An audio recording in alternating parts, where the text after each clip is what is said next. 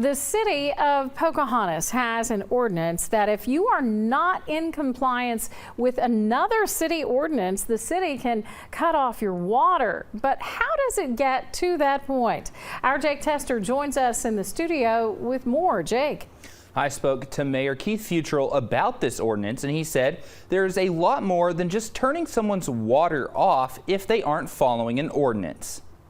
For the city to be able to shut off their water because of it is just, honestly, it's sad. This is what Haley Shue, who works in Pocahontas, said when I told her that the city can cut off water if someone is not in compliance with an ordinance. But is it really that simple? Mayor Keith Futrell said the process begins when the city identifies a property that does not comply with an ordinance. For example, someone with a lawn that has grown up to 12 inches or more. The city will place a sign in the yard, giving the property owner 7 days to mow the lawn. If they haven't, the city will come back out and issue a warning or a citation. The property owner then has 30 days to mow their lawn. If they still haven't, the city court can then rule to cut off the water until the property follows the ordinance. Futrell said the whole point is for those who are refusing to comply with an ordinance. They're trying to turn the city into an HOA.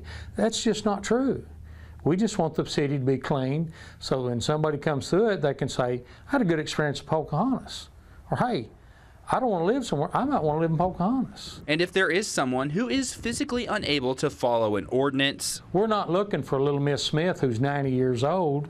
And if there is a Miss Smith that's 90 years old and can't mow her yard, I've got a list of names that will go mow her yard. This ordinance has been in effect since last year, and since that time, Futrell said they have only had to cut off people's water 2 times. And one of the gentlemen said, I'll just show you, I won't mow my yard. And I said, that's fine, live without water. After he went without water for 10 days, he came in and said, if you turn my water back on, I'll mow my yard. I said, mow your yard and we'll turn your water back on.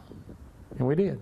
I then told Shue all this information about how the process works. It makes me feel better, a whole lot better. And knowing that they are willing to come out there and help as well, this goes to show that Pocahontas has some good people.